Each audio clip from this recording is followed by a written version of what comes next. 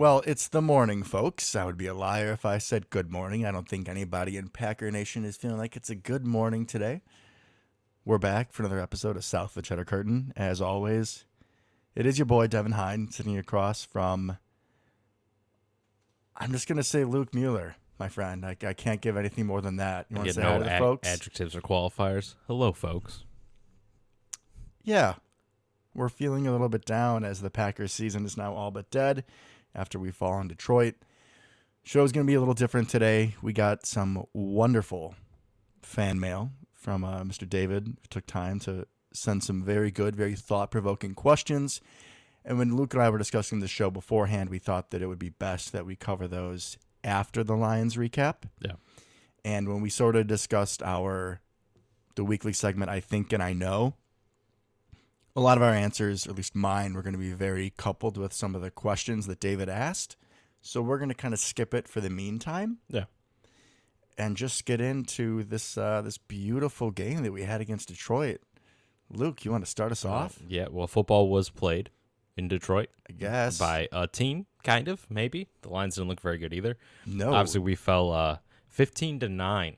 Nine times. That's all I could think of. Ferris 9. Bueller's Day Off. Yeah. 9 times. Bit of a rough one going up against the league's worst, actually, potentially the league's worst defense ever. Historically bad defense. We put up 9 points, which we'll get into. But even with all that said, we had a shot there at the end we could not take advantage of. And I think big story coming out of this game is the fact that literally everyone got hurt of importance, basically. Adding injury to insult. Quite literally. And just with your and whole injury to insult. Shot at the end. We had a shot at the end because the defense made a fourth down stop. But again, doesn't matter at the end of the day. No, we lost to a terrible team because we are the terrible team now. 100%. That's kind of where we're at, and I suppose we should start with where we always start, right? Let's talk about the offense. There is an offense. All right. It's offensive. It is offensive. So, off the bat, I wasn't super happy with our pass-happy attack to begin. Felt weird coming off of last week, right? Like the exact opposite of what I wanted and hoped for. Yeah. I had a few, are you blanking kidding me? And this should be a fair warning. Couple fronts. A, I've not gone back and watched any film because I'm not going to torture myself. B, as predicted, this might be an emotional episode. I will try to keep my profanity to a limit, but this is a warning now. You might have to change those warnings on Apple Podcasts, right? Just for certain episodes. Maybe mature. Yeah, this may be a mature episode. We'll see. Devin is a little grumpy today, folks, so I'll try to keep it a little lighter, but he's ready to go. If you listen to the show, what do you expect? I'm the hothead with the hot takes and the beautiful puns and the poetry. I add a little spice to the show, but you're the meat and the potatoes. You are what keeps us going. You're the good analysis, and I think it's a good yin and yang, but if I'm not coming out hot, this isn't our show. Fair point. Other things on offense, I will find positivities. We did have good individual performances. I thought as a whole, the offensive line did pretty well. I think Rodgers was only sacked once or twice. Samori Toure continues to be an ascending threat, something to look forward to in the future, his development. Josiah DeGuara has another good game. Mm-hmm. Allen Lazard has good game at points. But Doubs goes down. That limits the offense. Watson goes down, which we thought was another concussion. Thankfully, it's not, but still.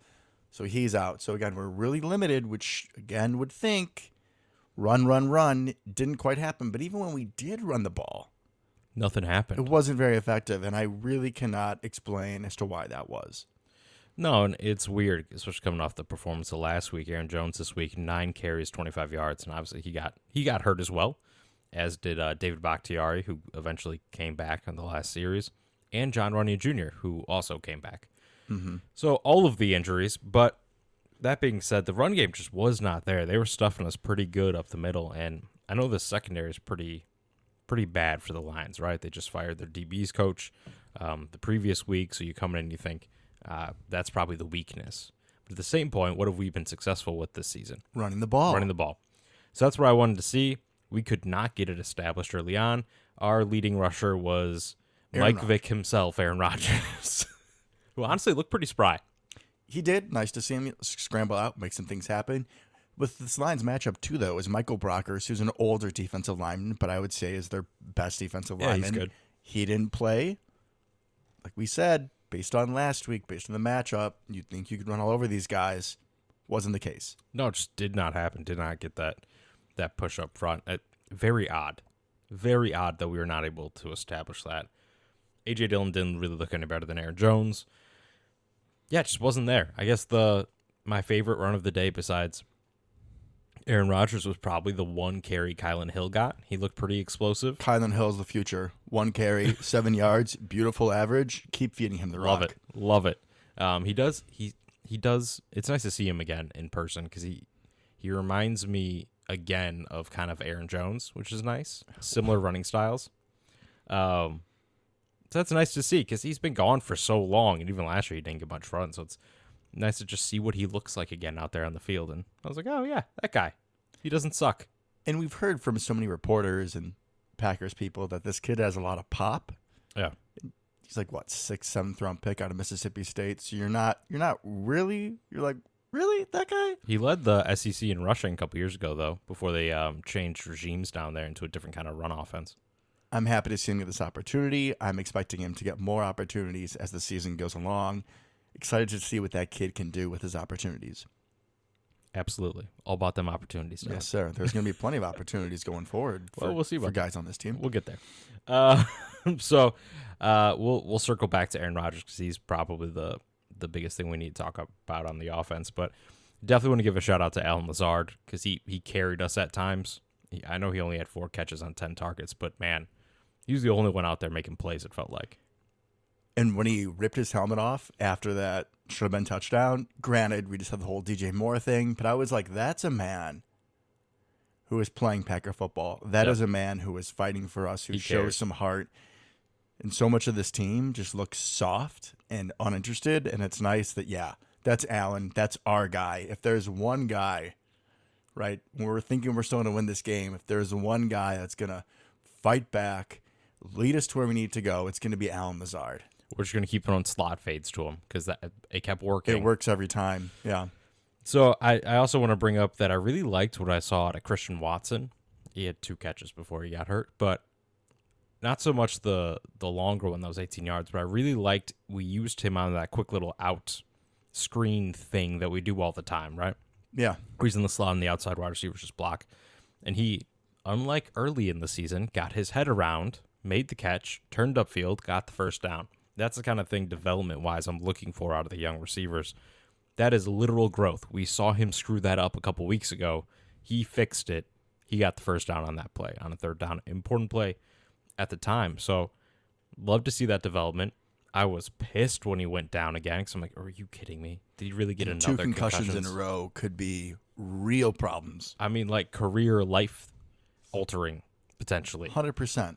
So the last thing you want to see is this young man have problems later in life, right? But as far as football goes, man, this is our guy. We finally put our money where our mouth is to a certain extent. Went up, got a wide receiver, almost in the first round, not quite the first round, but almost. That narrative is just so stupid. It is very stupid. But we finally kind of did it. Got him. He's hurt. He can't get the timing down with Rodgers, right? 'Cause he's out all preseason. Comes in, gets hurt again. Comes in, gets hurt again, comes in, gets hurt again. It's like, man, I want to see him on the field because you can tell the second he gets the football, that guy is different. Totally. He is the best, him and Aaron Jones, the best pure playmaker with the ball in their hands. 100%. And that's something that I've talked about to some other people outside of the podcast. It's like, man, I'm watching football on Sunday and Monday and Thursdays, right? And you're watching people take like slants, break a tackle, do something with it. We just can't. We have nothing like that. Or like a hitch route, something, grab the ball, turn upfield, make a guy miss, whatever. We just don't have that right now. We should have looked up yards after catch, like for the season for total. It feels like it's collectively 0. Like I know that's probably under 100 realistically. That's ridiculous. I'm sure it's more than that, but like it's just there is nothing. There's nothing. Actually, I believe the Dolphins are at the bottom of the league in yards after catch, but that's because they just bomb it into the end zone, so it doesn't. You catch the ball, fall down. There's no doesn't yards matter. after catch when you're in the end zone. Correct. Correct. That's how math works. Yes.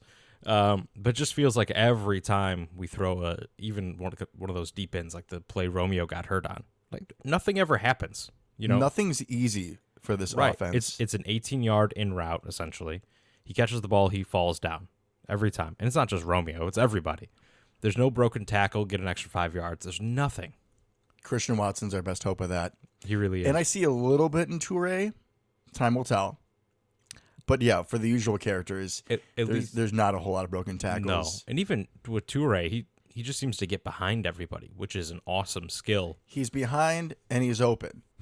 All the time. I'll take it. Especially in this offense, he's like a holy grail. I will definitely take it. He's kind of filling a little bit of the Christian Watson gap, deep threat, because Romeo's not that guy. No. I can see him long-term getting some of those slot fades that we'd run with Lazard or Devontae or something like that. But like you said, he's a real intermediate threat. Yeah, which is awesome. You need that. We need it. But we need somebody to go deep, and without Christian Watson, we seem to have at least found somebody that's capable of it in Samori Toure. And another guy that I can be excited about going forward in the future, which is 100%. very important at this point. Okay. What did you think about the David Bakhtiari trick play?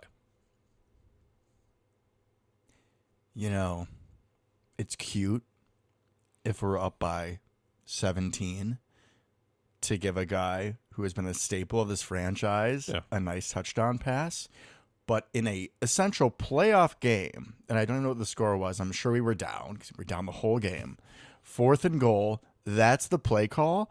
No, I'm all for getting creative. 100%. I am. And he was open. So it's kind of twofold, right? I don't love the play call, but it worked. He was wide open. Wide open. Aaron just Aaroned it because we needed a key play, and it's a playoff-like game, and he's just like, nah. Or maybe it's the thumb that I've been saying for weeks, and he's just not quite there. I don't know. But, I mean, the play call, while I think it's kind of stupid in the moment, it worked. We just didn't execute. Never heard that before this season. And then he almost immediately, Bakhtiari, I'm talking about, went out with an injury. So, came back, but it was like, really, guys? I think my biggest problem with that entire drive, or that's goal line stand by the Lions, and I was texting you about it. I was like, why are we doing this, right? The play calls make no sense. We're running A.J. Dillon out of shotgun.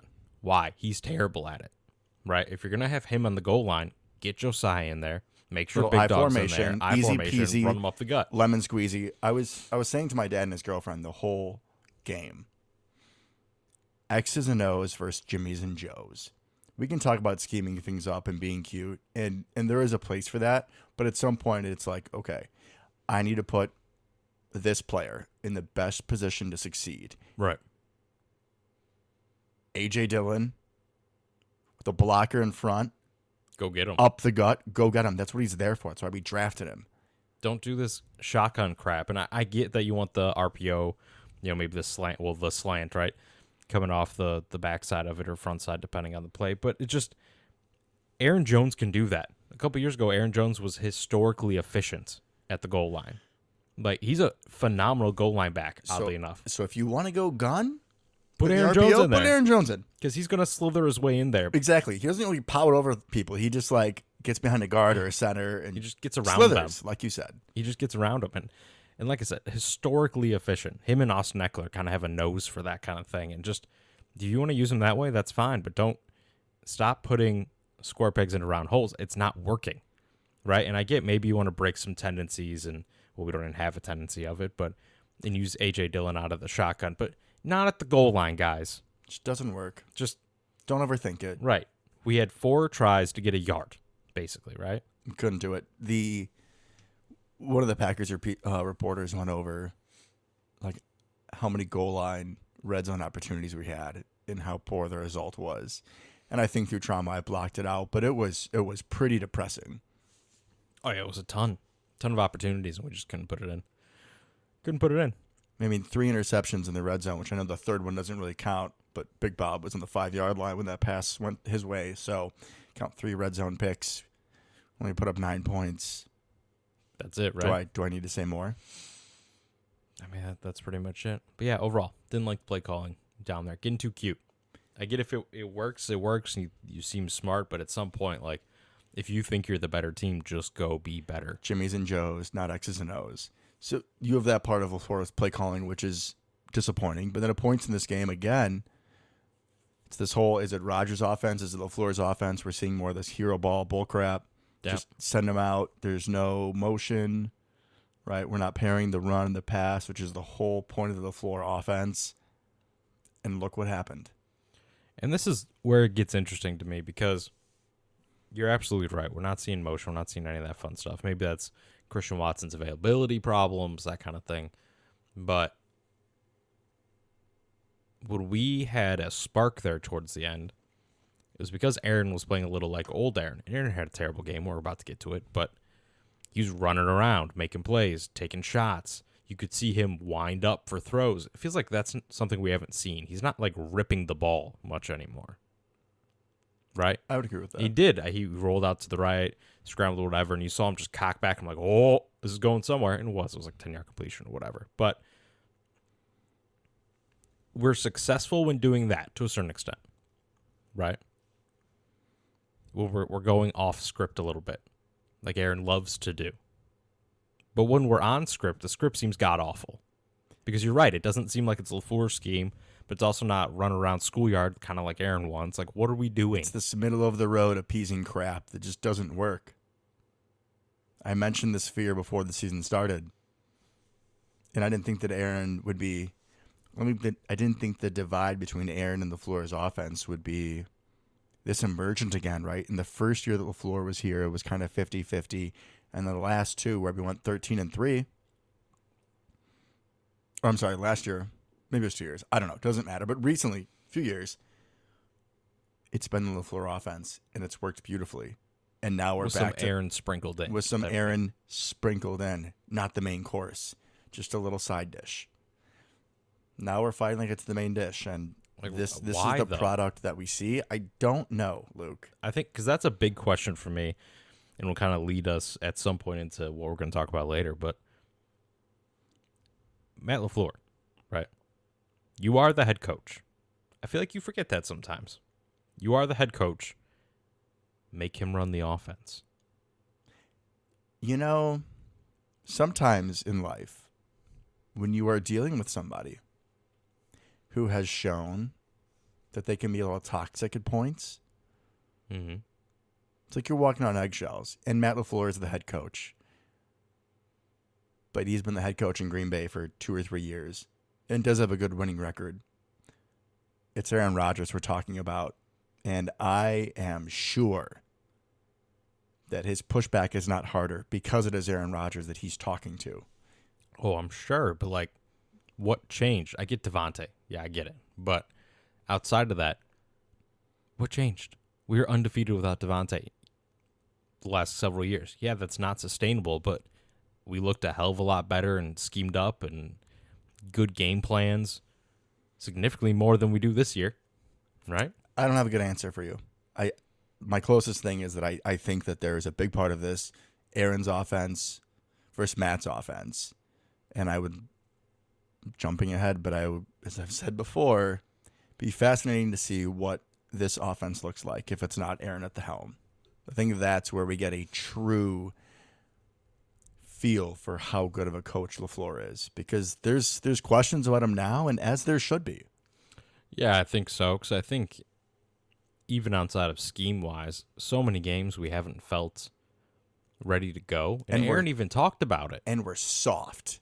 And Aaron even brought this up, right, in one of the McAfees. He brought up that last week was not the Lions game, the one before that. Bills. The Bills game was like the first time all year that he felt that the team was like ready to go energy-wise at the start of the game. That's unexcusable. I just don't understand that. But part of me wonders, really, how much that is on the coach and how much is it on individual players? Because as a coach, yeah, your job is to inspire guys, right? But I really think about that more at like the collegiate and high school level. You are sure. NFL players, for the love of God. You have spent how much time, how much sacrifice To you get are to this? invested to get to the spot, right? Your financial welfare, your family. So many people depend on you, right? And I'm sure these are guys that did go to college and have degrees, but they don't, a lot of them don't want to be jumping on that degree train sooner than later, No. right? They want to fall back on that when they're 40, not now. Just as a professional doing your job, to show up to work half-assed, like, all right, yeah, I'll be here. Are you kidding me? When you show into CarMax, when you walk up like that, when I get a trauma call at 2 a.m. when I'm sleeping, do you think that I'm like, okay, I'll go help somebody? Or am I like general quarters? Let's go. I'm going to go do my job. I'm going to go show up for my people because they need me. I get we do have this whole thing about LaFleur's teams being soft and they don't respond to adversity. And that is something that I will blame on him. But when it comes down to just showing up and being ready to go, I put that on the players. And I don't know if it's certain guys in the locker room that are kind of pushing that toxicity that you see some of the guys roll in and just don't look like they care. And then it's contagious, right? Like complaining in a workplace is contagious. Mm-hmm. I'm not sure.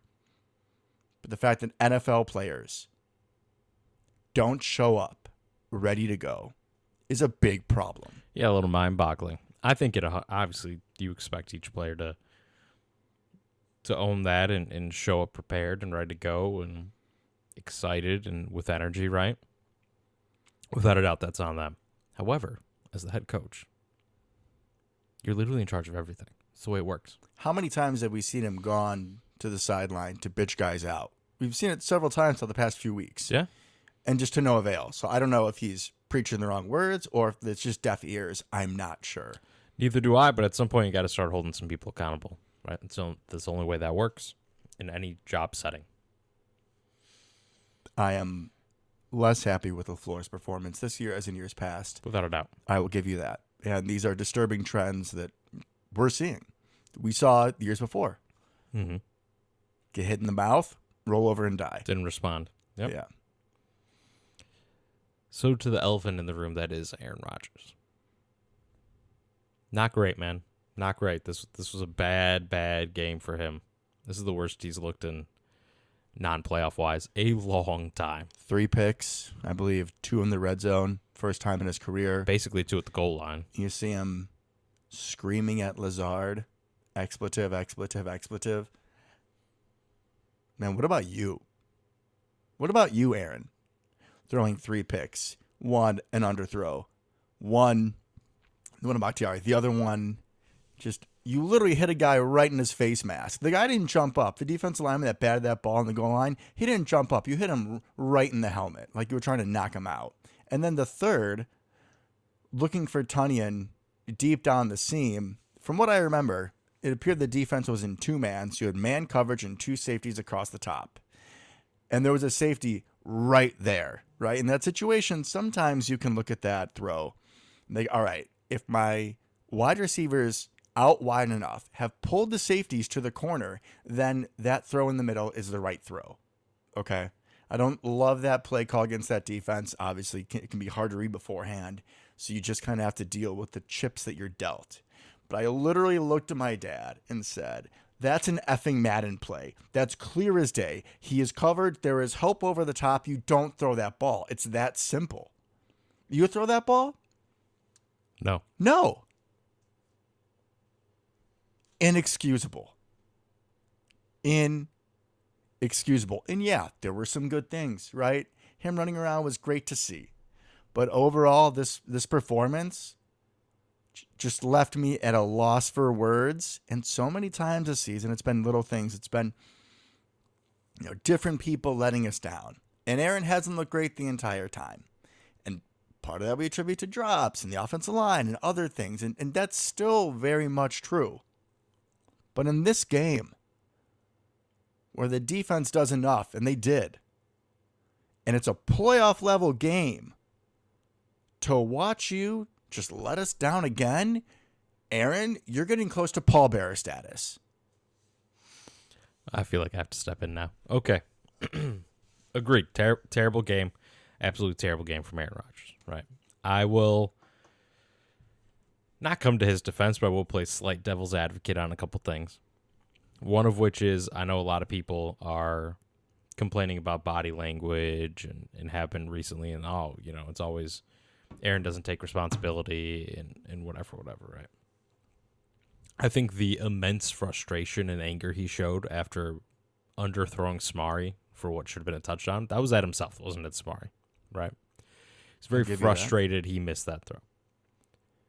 There was also a clip of him on the sidelines that I feel does not get enough run with people. And that was, he went over there at one point in the game, gathered all the receivers down on the bench, and just started talking to them. Right? He wasn't demonstrative. He wasn't throwing tablets at people or breaking them, Tom Brady. He went over there, got with his young wideouts, and started talking to him. That's the kind of thing that allegedly Aaron Rodgers does not do, right? If you listen to people. Yes, that is a narrative. We do not get that side of the story. So no, sir. He played it like absolute hot trash. Just terrible. And by Aaron Rodgers standards, even worse, because he does not have a game this bad. Right? This is not something we see from him ever. Never. Really. This is by far the worst game I've ever seen him play. Correct. And we'll get into it. But this is what being mortal feels like in the NFL. This happens. It does. Right? Josh Allen just threw more interceptions and hurt himself against the Jets. Right? MVP right there. Looked mortal 2 weeks in a row. Multiple interceptions. Right? This is what life without the greatest quarterback of all time feels like. Okay? So, okay, a little foreshadowing there. But he played terrible. He needs to get it together. He needs to play better. Without a doubt. Are there other things that go into it? Yeah. Did I expect that the run game could carry us this game? Yeah, probably. Clearly did not happen for one reason or another. Or even the passing game could carry us. Well, I was hoping... Not the ideal situation after last week's running game, but against these defensive backs... We needed the pass game to carry us. Clearly after the run game could not get going. It did not happen. Right. I want to end on a high note with the offense. Devin's over there smirking like, what could this possibly be? Josiah looked good. You're right. We didn't mention that. Josiah, you shouts did. out, you baby. Did, but okay, good. No, one person we did not mention, Zach Tom. Filled in for two separate offensive line positions and looks solid at both. Ultimate Swiss Army knife. He's Lil Jenkins. That's what he is at this point. He's Jenkins Jr. He can play all five positions. He came in for Bakhtiari. When Bakhtiari went down, then when JRJ went down, he was playing right guard as well. I mean, that versatility tells me that if nothing else, we can still grab those linemen in the fourth round. That's our bread and butter at this point. Every year, I want to draft somebody in the fourth round. Yeah, just take your shot. Just do it. We'll sell all the third-round picks because they're garbage, as we discussed. Yeah, just trade a third for 2/4. Yep, we'll be every set. year, and we'll be fine, and we'll have 17 awesome offensive linemen. Sounds like a plan. And then we probably still wouldn't go heavy with them because that's not what we do. But correct. That's another topic for one problem another at a time. Day. All right, defense. We can probably get through pretty quickly. I mean, they did enough. They held the Lions to 15 points. And the Lions have a good offense. Very high scoring throughout the year. Jair had a nice pick. Keyshawn Nixon should have had a pick. Eric Stokes went down. And, of course, I've expressed my frustrations about his play. Apparently, he listened and went to make a tackle on a running back or someone with the ball in their hands. Luke and I have not seen it because they didn't really show it, but he got bent over backwards, and now we don't know how long he's out for. It sounds like he's probably done for the season. Yeah. So, Eric Stokes, I appreciate you trying, but maybe that's why I didn't try to tackle anybody. My bad. See, Devin, that one's on you. Yeah. That one's Sorry. on you. Sorry, Eric. My bad. Keyshawn Nixon, we've been asking to play more. Had to play more. Thought he played well.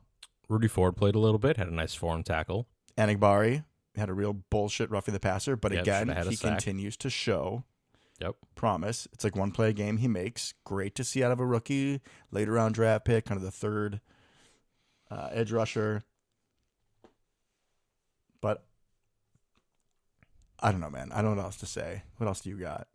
Well, if nothing else, we should hit on all of the injuries and put them into kind of one little section here, right?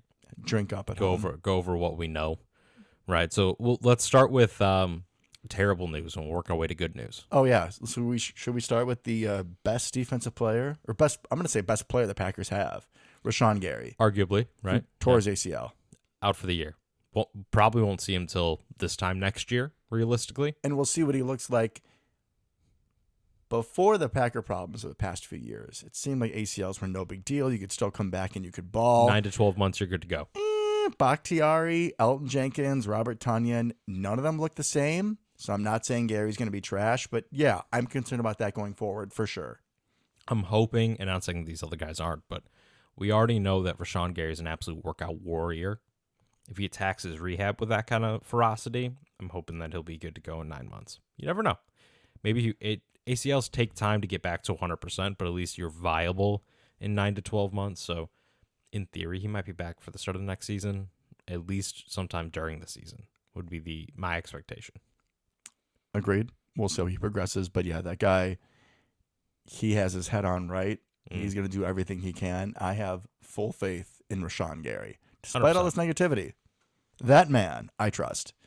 Other injuries, you already mentioned it, Eric Stokes, who, when the Flores press conference happened, it was already announced that Gary was probably going to be out for the year with the ACL. And I don't remember LaFleur's exact wording, but basically he was just as, if not more, concerned about Eric Stokes' injury. Correct. Sounds like they're looking for a few other opinions on it. My guess is he's done for the year. I would agree. Yeah. Aaron Jones got banged up. Sounds like he avoided major injury, but he's a questionable for next week. Here's hoping he plays because he apparently hates the Cowboys. I don't think he actually hates the Cowboys. But he goes off destroys against them, Dallas. Yeah. which we're definitely going to need. Speaking of playmakers in offense, Romeo Doubs is a high ankle sprain. He's out from anywhere from 2 to 6 weeks. I would definitely lean towards more on the 6-week side. As we should, because why would you rush him back? Those ankles can be naggy, and the season's over. So what's the point in killing him? And also, I'm going to say I'm our ankle fracture, sprain, broken expert here. I've done it 3 times. He's not only the holder expert, but he's also the ankle expert. Guys, Correct. Let's just all take a moment to appreciate what we have here in Luke Mueller. Yeah, just absolute expert at hurting myself in high school. So the big thing with him that made me go, oh no, was that his ankle went out, like his foot went out. It didn't roll under himself, like how most high ankle sprains are. And if it goes the other way, you're much more likely to have longer term damage, much more likely to be a break. Definitely going to be a high ankle sprain, not a low ankle sprain. So I was not surprised at all. That was pretty much exactly what I figured. I would think 4 weeks minimum, probably more like 6, which puts him back with a couple games to go. And at that point, do we even throw him out there because there's no point in making him worse? I think if he's completely healthy, you do just give him reps. If he is, but if it's questionable, set him, please. That's fair. Christian Watson avoided concussion. He was just held out as a precaution. He wanted to go back in. He was cleared. So that's great news. Also, good fight from Christian Watson, wanting to go back in. Love I appreciate that. Competitor. We like what we see. We just need to keep him on the field. We need to see him more, right? I'm also glad they held him out at the same time. Yes, Dolphins. Yeah, we don't need looking at you. We don't need to play with brain injuries here. So go heal up, bud, and we'll see you next week. Bakhtiari came back in the game, so I assume he's fine. Do we even report Bakhtiari injuries anymore? Because it's like every other week. I can't even keep track. I feel bad because him and Jenkins, it's just like we have no idea who's playing every week. We got Flip nothing. Flip a coin. Who's going to get hurt this week? At least Jenkins is like dealing with a foot now. It's not the knee, so I guess that's a little better. That's a little better that it's a new injury as opposed to a long-term chronic one that he can't seem to just get over. Bakhtiari, yeah. JRJ. Thankfully came back. Yeah, so I think he's fine. He's my favorite offensive lineman. I love that guy. I mean, if nothing else, if him and Bakhtiari both went out, I mean, we only have one Zach Tom. What did I text you during the game? I was like, once JRJ went down, I was like, oh God, no, please don't. Please no. They didn't do it. Please don't. They didn't Please don't put that. I can't even say Royce Newman. I didn't want to see it. So, that was another positivity on offense is that we just put in Zach Tom and the injuries were timely enough where we could avoid putting in Royce Newman, the human turnstile. Shout out to those two for their injuries not overlapping. Yeah, very nice. Great game plan. Way to go, boys. Love it. Great teamwork. Love to see it. Also, Tunyon went out for a while. for his knee, but he came back in. Looked good again, but I think he's, at this point, he is a possession receiver. We're not really seeing him break tackles and get yards after catch. Uh-oh. No, I agree. Luke is scooching up like I just committed blasphemy. You're not wrong. I just hope that he's one of those where it's just taking a little time. They've even talked about it before where he needs to be 100% trusting in that knee still, and he's just not quite there. And I would love to see it. He's such a threat when he's, full bore. Yep. Hopefully we see it in the future. Who else got hurt? Barnes? But he came back in, didn't he? No, I don't think so. I think he had a concussion. Great. So there was my hope. There was my positivity. Chris Barnes, love that man. I mean, I love Isaiah McStuffy too, but so we'll see if Campbell can go this week. Hopefully, and or hopefully Barnes is fine. Maybe it was a precaution or whatever, but yeah, not good. Not good at all. I thought the season was already dead after we lost that game, and then Gary and Stokes, and the list goes on. Our best wideout, or at least second best wideout, being out for a month and a half. I mean, there was a time where during the game, I didn't know if Christian Watson was going to play football again. So I'm glad that we got through that. Yeah, it's not complete shipwreck, but Aaron Jones seems fine. So could have been worse, but at one point we had lost 8 starters to injury in this game. You only start the game with 22. So do the math there, guys. That is not good. Adding injury to insult. And as you said, injury to injury to injury to injury to insult to losing to one of the worst defenses in the NFL, and our offense, our defense held them to 15 points. So they did their job. Great overall day. Jared Goff looked terrible. I mean, defense, great job, but everything else sucked. Seen it before. Yeah. Do we go to David's questions? Oh, we might as well. So, as many Packer fans are, I'm sure at this point, everyone out there's probably wondering, right? Okay, now what? We are not mathematically eliminated from the playoffs, but I believe that we are. We got it on the table. We can lose what one has shown more. you that we can? I'm not saying. And with the injuries, what has shown you that we have any fight? We just lost to probably the worst team in the NFL that tried to give us the game. Well, I didn't say it's gonna happen, but we could realistically go 7-1, maybe 6-2 the rest of the way and make it. Maybe. The only thing we have going for us is it's the Cowboys, and we love to break their hearts, so that's good. See if we can make something happen with that. Yeah, the rest of the schedule's hard. Got to play the Eagles. Even the Titans. I mean, my God, we just lost to the Lions. Can we play the Titans when they still have Malik Willis out there? Do we play the Texans? Do we play them? Maybe we can get a win there? I don't believe so, no.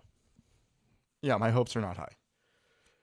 Okay, well, I guess let's rearrange these questions. I have them over here on our beautiful whiteboard. That came from my wonderful wife's classroom, but now it was ours for podcast reasons. All right, so then if you're rearranging the questions, then how about you lead them and I'll respond? No problem. Sure. Given what we're talking about the schedule. Yep. Let's start with, are we scared to face the Bears week 13? Am I scared to face the Bears? No. Do I think we're going to win? God, no. We just lost to the Lions. What faith should I have in anything? And we lost to the Lions while we still had some of our best guys. No Rashawn Gary to chase around fields. That team is hitting their stride on offense. They nearly beat the Dolphins. It's weird. They show some fight. So am I scared to face the Bears? No. Do I think we're going to win? No. Your turn.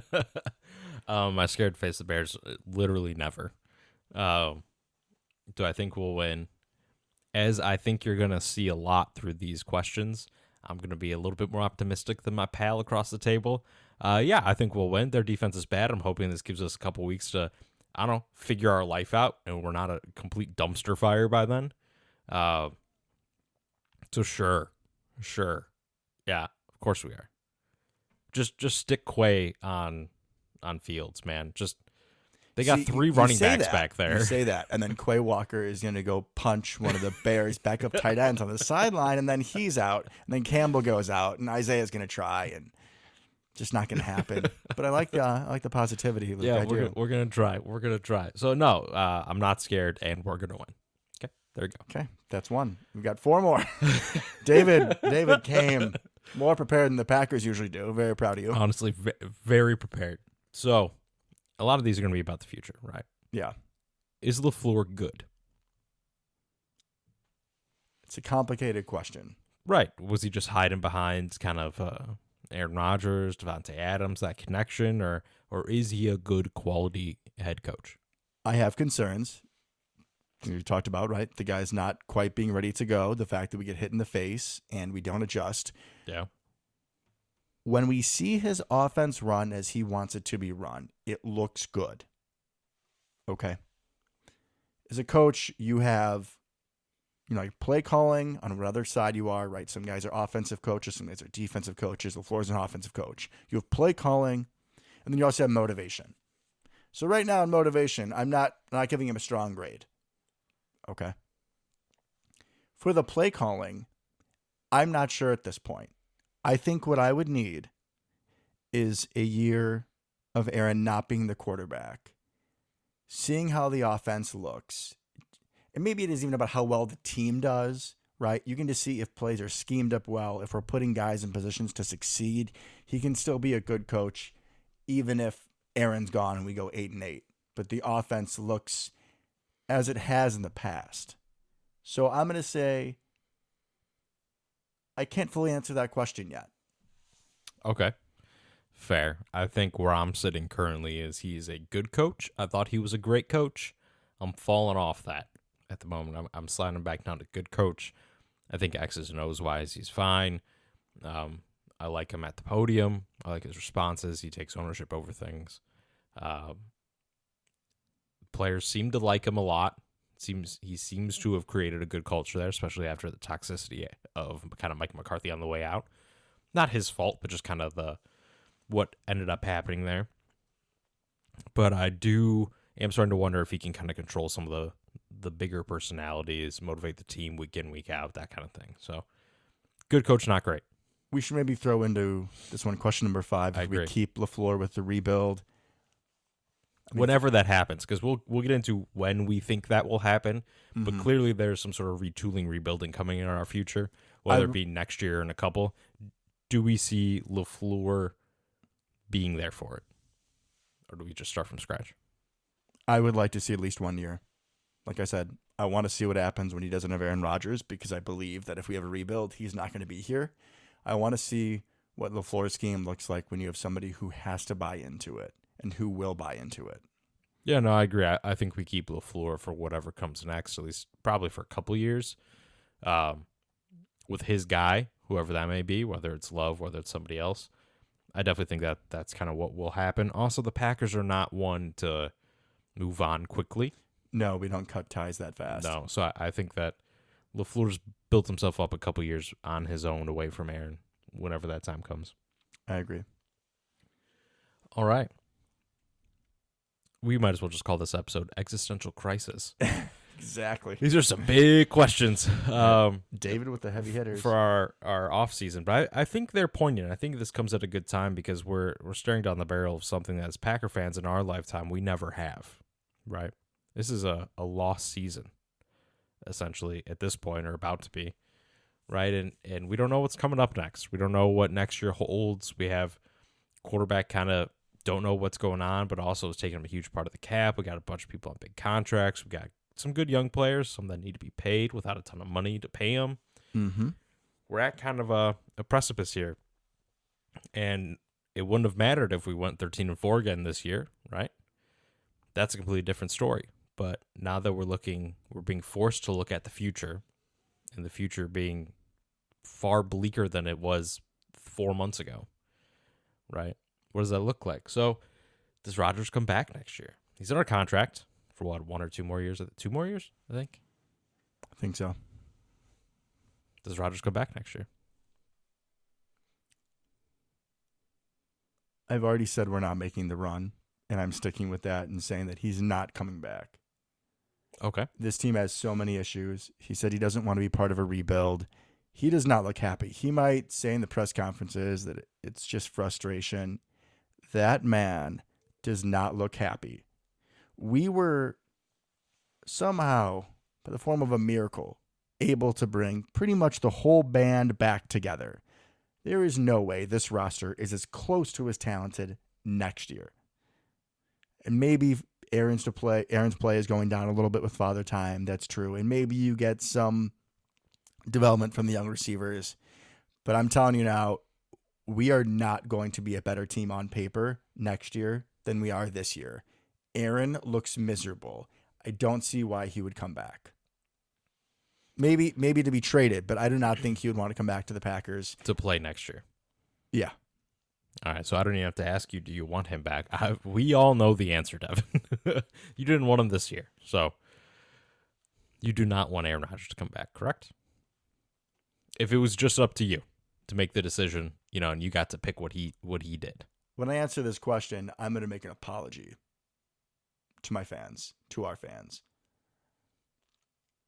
As I said earlier, I think one of the best parts of the show is you being down to earth and giving good analysis and me being a loon, and that's fine. I accept that. Accept it with pride.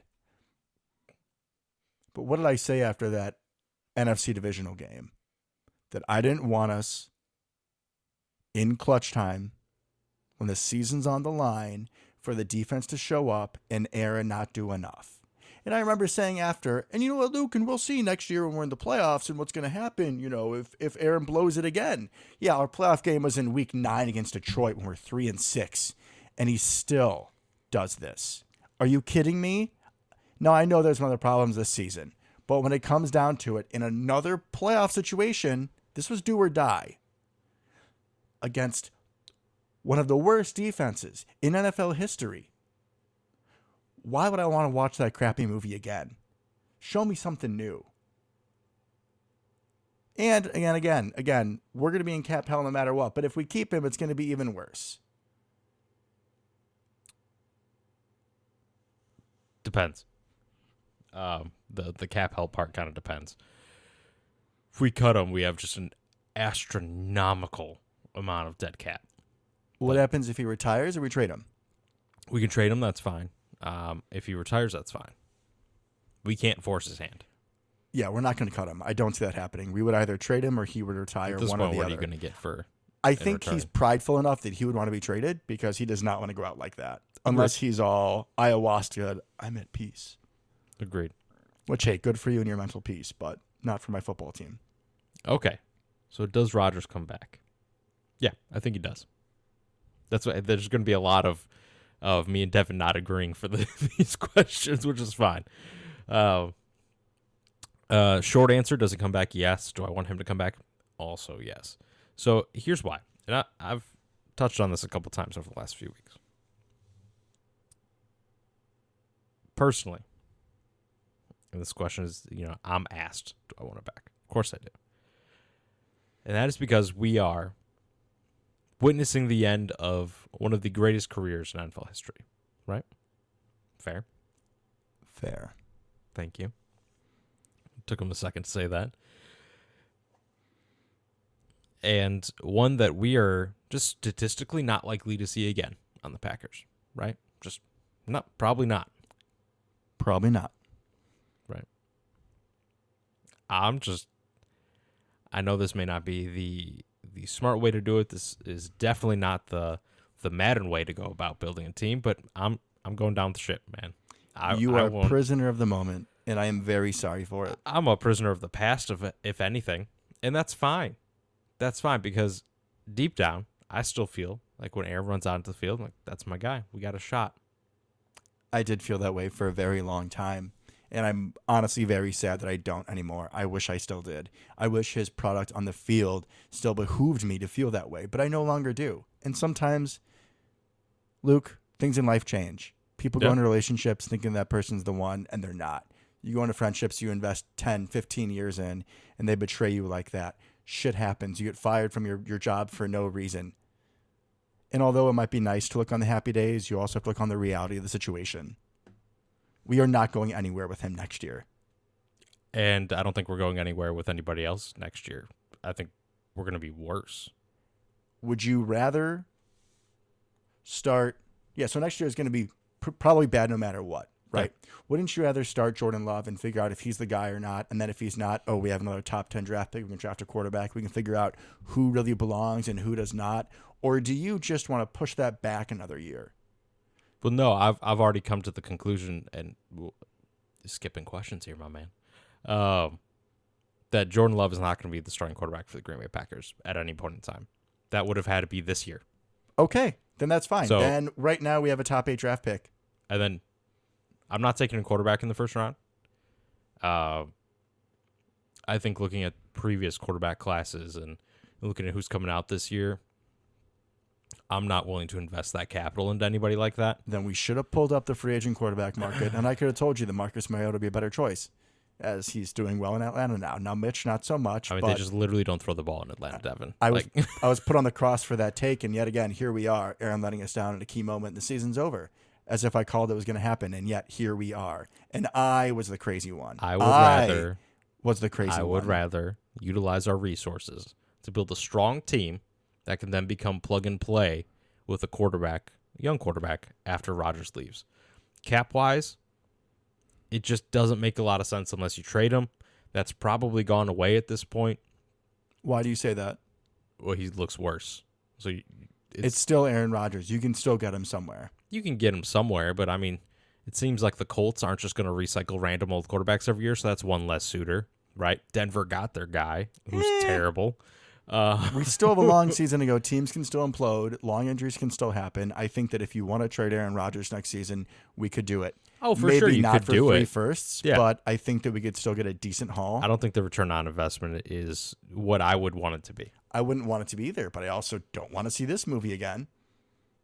I'm fine seeing this movie again because I don't think if you roll the dice again, I don't think it shows up this way. I think if you can have a strong draft and a decent offseason, I think you're looking back at another playoff team next year.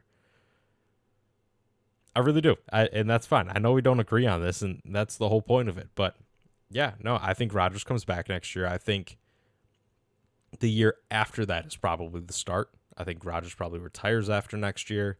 You can just call it quits at that point. The cap kind of disappears a little bit. Full-blown rebuild at that point.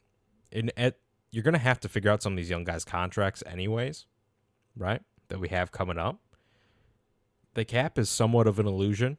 Not completely an illusion, but I mean, for God's sake, the Saints have been like $800 million over the cap, hyperbole, every year, and then every year they figure it out, and they're not terrible. Well, they're kind of terrible this year, but that's because they're rolling on Andy Dalton and James Winston. That was stupid. But might as well just let Taysom Hill take over at this point. Should. Just that ride man's the a Taysom truth. train. Storm I love and Taysom. Mormon. I love him. How dare you use Brady Papinga's nickname? My apologies. Nickname in vain like that. So that's what I think happens. Well, I'm just going to start talking about the next question is when do you kind of about Jordan Love, and there's nothing to gain. I know our friend JP and one-time co-host of this show for the 1 week Devin was out talked about you got to start Jordan Love, and for what?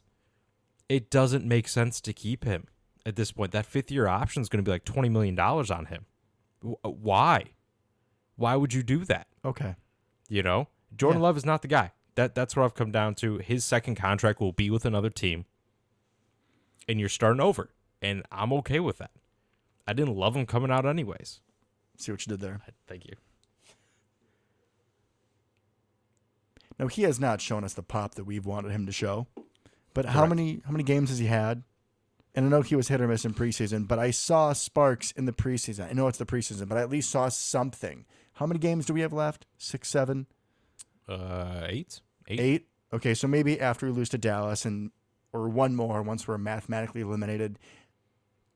Again, this is from my point of view where I don't think Aaron's coming back. I think that we should just see what we have. And this way we have it one way or the other. I completely understand that. Man, I'm just not going to bench Aaron Rodgers for 7 games and then him retire or trade him or cut him. I'm not going to do it. It's your choice. I know it is, but I've already come to the conclusion this year, actually, that Jordan Love is not the guy. And could he be the guy? Maybe, but I just don't think the timelines line up for him to be the guy post Rodgers anymore. If Rodgers would have left, if we would have traded him to Denver or whatever. This last offseason, 100%, because then you got a couple years with Jordan Love. You can know what you got. You can figure it out from there. But this whole 1 year, figure it out, pay him $20 million, no, makes no sense. The whole point of having a good team and a quarterback on a rookie contract is him being cheap. We already ran out of Jordan Love being cheap. It's gone, guys.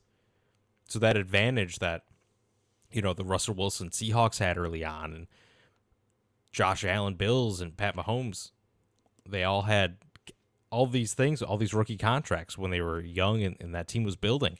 Those teams were building. It doesn't make sense. It does not make sense. All right, so sorry about that, guys. We had some technical difficulties, which is fine. It was getting pretty heated in here, talking about Jordan Love and the future of our favorite Green Bay Packers. But a little recap, just so I can get my mind right again. Yeah, Jordan Love ain't it. I think we missed that boat. I don't think it's going to happen. Doesn't make sense timeline-wise. That's my thought. Devin wanted to start Jordan Love like 3 years ago. So I'm not saying I wanted to start him 3 years ago. And the one pushback I will have against you is I do fully understand the whole, quarterback rookie contract. Yeah. That's the prime time to win with them. However, I believe that is also, part of that equation is when you have a rookie quarterback that comes in and does really well, and you're in that narrow window because in 4 years you're going to have to pay him, right, like he's a superstar if he's playing that way. Jordan Love has not shown that. So I think, granted, we have this whole 5th-year deal issue, whatever. But depending on what he shows, I do believe we can get him for cheaper because he's not showing that he's some superstar to this point. Yeah, but he's not going to be $10 million a year. He's still going to be $20-30 million. That's starting quarterback money. There's no way around it. Okay, so maybe we can agree. Chances are he isn't it. Guess what? Right now we're sitting at the number 8 overall pick. And with how positive my projections are for the rest of the season, we might even be lower. And maybe we don't take a quarterback in the top 5, but we can trade back, hit a few of our holes, and then take a flyer, second, third round, see what journeymans are out there. But yeah, here we are again. I don't want Aaron back. And then when we're in week 5 next year of our must-win game and Aaron throws 4 picks against the Bears or whoever it is, then I'll sit here again and say, I was right, and I am so ashamed of myself for ever backing down. Yeah, okay. When we go back to the dark days of the 70s and 80s because we don't have a quarterback again for 20 years, we can revisit this conversation of how quickly you wanted to throw away one. Anyways, I'm all for taking a quarterback in the 3rd, 4th, 5th round, whatever you want to do this year. I completely agree we should. I would like to go back to the Ron Wolf school of drafting a quarterback all the time. Not a bad idea. Worked out really well. I think it's smart. So that's what I'd like to do anyways. But yeah, take one of the upper mid rounds maybe. Yeah, 3rd round picks don't do anything for us anyways. Take one there. I don't care. What's the worst they're going to do? Be terrible just like all the rest of them? Josiah, thank you. There is an exception. He's what we're hanging our hat on. That's pretty bad. He is great. He is the best H-back we have ever had. Because we've never had one exactly. in our lifetime. So yeah, I think we've pretty much covered the Rodgers and Love thing. You would want to start Love as soon as we're eliminated? Yeah? Officially? Yeah, I would like to see what we have. Either way. And if we decide he's not it, you could still use him for trade bait, potentially on how bad or good he looks. I mean, if we decide he's not it, it's because he looks bad, and now we have a disgruntled Rodgers on the bench with Jordan Love, who looked terrible, and we can't get any assets for him. Well, Rodgers is done anyways. Great plan. But Rodgers is done anyways. I don't think he's done. Okay, this is my narrative. It's my turn. Rodgers is done anyways. And then, okay, just humor me for a second. Yeah. If you are the Packers, would you approach the offseason different if you know for sure Jordan Love is not the guy? As opposed to not being sure, forget your knowledge. Wouldn't you approach the offseason different? Whether it's free agency, trades, the draft, whether if you know he's not the guy or you're kind of on the fence. Yeah. Of course you would, which I believe is where we're at. I believe the Packers are not sure if he's the guy. Season's already lost. What can you gain for the future? Experience and clarity. And see, that's just a fundamental difference between us. I think they've already moved on from Jordan Love. In their minds. I mean, they're not going to tell the kid that, but I think just timeline-wise, it doesn't make sense anymore. It isn't the ideal timeline. I would like to see them give him some starts. But what we have wanted our team to do personnel-wise, not only in the offseason, but like mid-season, talking about offensive line and secondary and pieces, they don't seem to do it. So you're probably going to be right, and they're going to start Aaron all the way through. We'll finish 6-11 now, whatever it is, and that'll be that. And then if you're right, we can go into this next year too. And I'm just going to focus on Samari Toure and Josiah and the boys and just carry me through that way. I think it's interesting how quick we are to give up. And this is as an entire fan base, because you were definitely not the only person saying any of these things, right? That we just might as well just toss out what we have currently, right? After what we've had the last 3 years, right? We're just going to throw that away. Like I said, I understand I'm looking in the past a little bit. No problem. I get that, and I may be wrong. That's fine. It's fine with me. Aaron Rodgers literally didn't forget how to play overnight, right? It's not how that works. Not how that works. Have we put him in a great position? No. Has he disappointed? 100%. Right? But Yes. one bad year is what we're talking about here. It isn't just him as a player, though. It's all the salary cap that comes with him. It's the divide of the locker room with the LaFleur versus his offense, because I believe he is holding LaFleur hostage. LaFleur cannot execute his game plan as he sees fit because of Rodgers. Then why could he last year? Because Rodgers was playing nicer. I don't know, Luke. I don't know why there's the big shift this year. But it isn't just his on-the-field decline. It creates havoc in the locker room. It's more than just on the field. We need to go forward. Okay. We're not going to agree on this. That's fine by me. We're just not going to. So I know what I'm doing all off season. Maybe I'll start doing it now. Maybe instead of my Packer film study, I'm going to start looking at like late round quarterbacks and finding the new Matt Flynn to save us. All right. God. I have a new hobby. Let's go. That's terrifying. I definitely don't want to go there yet. Like I said, I'm fine taking a quarterback. I want to take a quarterback in the mid rounds, but just closing the door on this window, I think this year is premature. If next year looks like this year, then yeah, whatever, blow it up. How would you think this roster would look better next year than this year? I think you look for growth from some of the young guys, right? I think if that trio of young rookie wide receivers we have, if they can just be relatively consistent, they've all shown flashes of different abilities that I think long-term complement each other amazingly. And if they can put any of that together next year, oh, man. And I assume we're actually going to do something with the wide receiver room at some point in time. We have to, right? I do think we will have a uptick in our overall team from guys that are developing, right? But you're also going to have cap casualties. Yeah. Aaron Jones, potentially gone. Bakhtiari, potentially gone. Maybe Campbell, Savage, also but play. So while we are going to have upticks in development from younger guys, you are also going to have big L's from guys having to take a hike because of the cap hell that we are in, because we sold out for one last run. One last run to Detroit to go 2-6. Well, I don't go for 3-6. I don't think that some of those are that big of a loss. Campbell, yeah, but he's declined since last year. He's not the all-pro he was last year, right? He's not. I still love him. Oh, no, I love Devontae Campbell, but he's not an all-pro inside backer right now.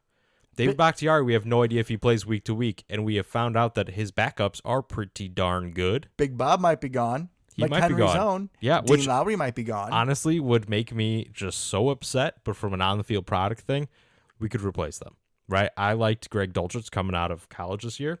Dude's tearing it up on the Broncos. He is. So you can find people like that, right? Right now, like you said, Big Bob at this moment in time is a possession tight end. You can find those all day. All day. Andrew Corliss, baby. Bring him back. See what he's doing. So some of those things, Sammy Watkins will obviously be gone. Maybe we bring Cobb back on like a vet min type thing if he wants to hang around with Rodgers, assuming he's back. And I'm fine with that. If he is now like wide receiver 4 or 5, that's fine. It was the fact that he was wide receiver 2 was the problem. And when Lazard got hurt, he was wide receiver 1. That's the problem. Yeah, Aaron Jones is getting a little expensive, but I mean, most people thought we were going to cut him or trade him or get rid of him last year. So I mean that's not exactly a surprise. And while I love him dearly, good old UTEP, big sombrero and all with the shades, running back is literally the most replaceable position in the entire NFL, and that has been proven year in and year out. Not by AJ Dillon. No, we'd have to get somebody else, or maybe Kylan Hill steps up, whatever. Yeah, I look for Kylan Hill to get more carries as the season progresses, which is, again, another talent assessment. Let's see what we have. And what we needed to do last year and what we didn't do and what we could potentially do this year is do some sort of A.J. Brown type trade. That would help immediately. All the wide receivers that got traded are killing it for their new teams. Weird. It can be done. We didn't do it, right? But if we do a move like that, kind of retooled some, I'm not worried about the offensive line. Elton's going to get back to normal. We do have good youth. We do. We have a ton of it. I agree. Offensive line's actually not one spot that I'm worried. Even if we drop Bakhtiari, just put in Zach Tom, we call it a day. I think Newman's Neiman, Yash, is a restricted free agent. Obviously, we'll keep him. Got to bring him back. Yeah, we'll bring him back. You lose Bach, but you have Tom at left tackle, or maybe Elton goes out and Tom comes in. Assuming Elton gets all his athleticism back, you got options there. You do. And we're not even counting the third-round pick, Sean Ryan, who's done absolutely nothing this year, but who looked the part, right? We got Caleb Jones, who's a developmental product. Yash 2.0, right? We have Rasheed Walker, we haven't even seen yet, but was a pretty darn good Big Ten tackle. He was. Like, we got depth there, man. We got depth there. So I love David Bakhtiari. He's a fantastic person. Funny as all get out, right? But if he can't play and if he's that expensive, we may have to move on. And I'm good with that, man. I'm good with that. If maybe JJ and Igbare really just shows out the rest of the season, or at least makes us comfortable, you cut Preston. Okay, we thought we were going to cut Preston last year. You know? Like a lot of these mental gymnastics we've already gone through to get to where we were this year. And that's not even talking about restructuring some of the people you can restructure, because you can always move money around. You can always do it. Now, at some point, you have to pay the Pied Piper, but it doesn't have to be this year. It doesn't have to be next year. You kick the can down the road when you have that quarterback in a rookie contract. That's how I see the future. Now, whether or not that's the right way to do it, obviously I think it is. Obviously you think it isn't. And that's okay. I like a lot of our young pieces. I really do. I just don't think that between all the contracts and everything in this offseason that we will be able to be reloaded enough for a playoff run with Aaron Rodgers. I just don't. I think we will. It would be great if I'm wrong. And I will admit if I'm wrong. I would love that. I just don't see it. And I think this morning was going to be, I think I felt this before. I think I felt that's okay. Aaron not showing up when we needed him before. And I said we should move on. And then here we are. That's fine. We're going to see, aren't we? We are. And you know what? End of the day, I love watching this team. I love watching even just their fucking uniforms. I'm sorry. But just the green and the gold and the white. There's just a certain amount of happiness that I get that no matter what's happening, no matter how frustrated I feel at the end of the day, I do love this team. And no matter how painful it might be for the rest of the way, even if fat man Mike McCarthy and the Cowboys come in and beat us by 25, I'm still going to support and enjoy our team. Hey, man, we are Packers fans and owners, right? Indeed we are. That doesn't go away when the times get tough. No, we're gonna be here through it for the whole thing. I was kind of talking to my dad about it, and I was like, I don't know how we're gonna do this show. We've only had success.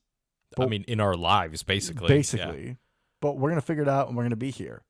Oh, but Devin. Oh, my sweet Devin.